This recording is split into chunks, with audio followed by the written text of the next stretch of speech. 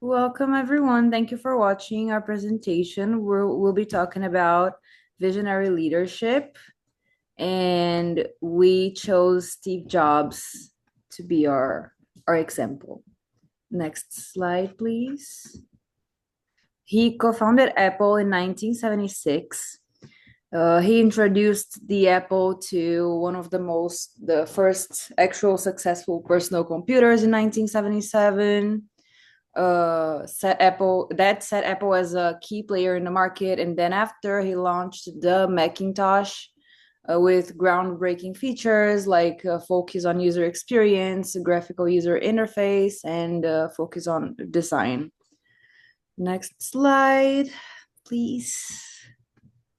And then, even though he was very successful in the beginning of his career, he's reached his full potential as a visionary leader after his return to Apple in 1997. It was after that he revitalized the company. He simplified its product lines and launched new revolutionary products that we know until now, like the iMac, iPod, iTunes Store, and iPad. His skill set ranges from anticipating market needs, challenging industry norms, and making Apple's products feel connected and simple to use. He invested a lot in user experience and design, so that solidified him as a visionary leader. Among other strategies that he used and that we'll be talking about later, his leadership style follows ideas from the book The Leadership Style. He challenged the process by pushing Apple to innovate and inspired a shared vision by showing people how the technology could be looking in the future: simple, intuitive, accessible, and elegant. And next slide, please. Now it's Anirudh that will be talking. Hello, everyone. Thank you for joining us. I'm going to be discussing the strategies used by Steve Jobs to unlock the potential for visionary leadership and to drive future organizational success at Apple from 1997 onwards. Steve Jobs, he used the following strategies. One, he was embracing a visionary mindset. Jobs had a unique ability to merge technology with art, which helped him innovate products that would revolutionize the market. He encouraged his team to think differently, pushing boundaries and exploring new ideas. He just didn't think out of the box. He actually threw away the box and talked about all these different ideas and his visions with his teammates, and that helped him immensely since his return in 1997. The second thing on this slide we're going to talk about is that Steve Jobs was fostering a culture of innovation. Jobs believed that innovation was crucial to Apple's success. We can still see it to this day as his legacy carries on. He created an environment that encouraged experimentation, creativity, and risk-taking.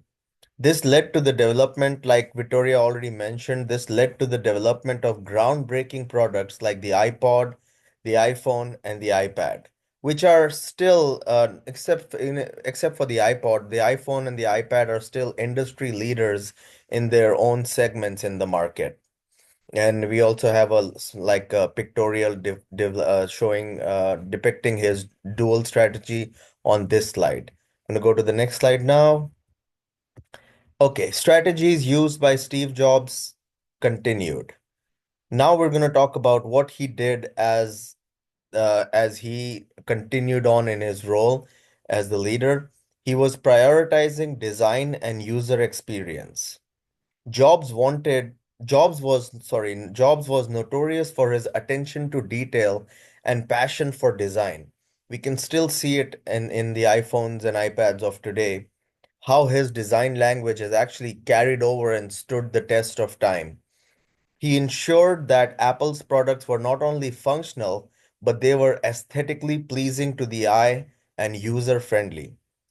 Like from the first iPhone, just using one button and all screen that carried on up until 2017, I believe, when they actually moved away from the button. But the basic concept was really good. This focus on design helped Apple differentiate itself from competitors, and they built a loyal customer base. Building a strong team.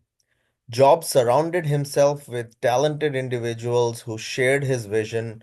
He empowered his team to take ownership of their work, fostering a sense of collaboration and innovation. Like we have already talked about, he not only built a strong team, he showed them a shared vision, which everyone got back and got behind and pushed forward. Last but not the least, in the strategies used by Steve Jobs, it was balancing innovation with practicality. Jobs understood the importance of balancing innovation with practicality. He ensured that Apple products were not only cutting edge, but they also met the needs of consumers and were aligned with the company's overall strategy. If you look at all the products from Apple, they have a similar design language and a strategy and an ecosystem that builds them all into one big ecosystem. That's it from me. We're gonna continue with Jingchu. So Jingchu, please take over. Thanks, Andy. From the lessons we learned from Stephen Jobs' leadership offers valuable for how to drive our organizational success. So at the top, we can see it's the vision, which emphasizes the importance of inspiring employees and customers with a clear and compelling purpose. Uh, so the Stephen Jobs focus on innovation also taught us to prioritize research and development, continuously pushing the boundaries of technology. The next one is the focus, which means dedicating resources strategically to a limited set of priorities, but for maximum impact. Culture was also central to Stephen Jobs' approach. He cultivated a creative and collaborative work environment to empower his team. Finally, execution highlights the need for a strategic plan to turn a vision into tangible results. Together, all of these principles form a roadmap for effective leadership, which could be success in any other industry. Next slide, please. So let's explore how Stephen Jobs' leadership lessons apply to today's business landscape or even in the future.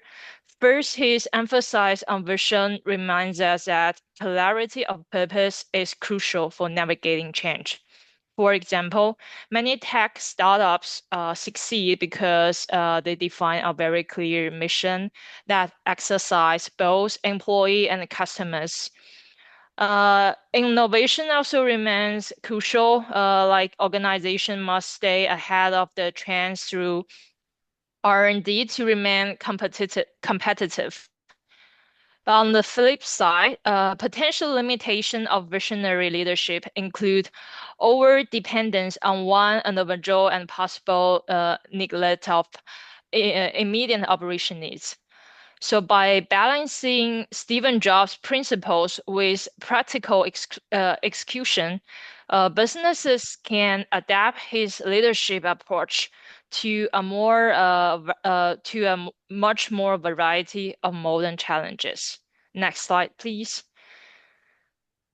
So in conclusion, Stephen Jobs' leadership demonstrates how a compelling vision paired with innovation, cultural, and strategic execution. All of this can transform organizations and leave a lasting legacy. These lessons reminds us that empowering employees and fostering innovation aren't just optional. They are essential for achieving long-term success. By applying these principles thoughtfully, leaders today can inspire the team, overcome limitation, and create meaningful change. Stephen Jobs' leadership remains a powerful example of how visionary strategies strategics can yield extraordinary results.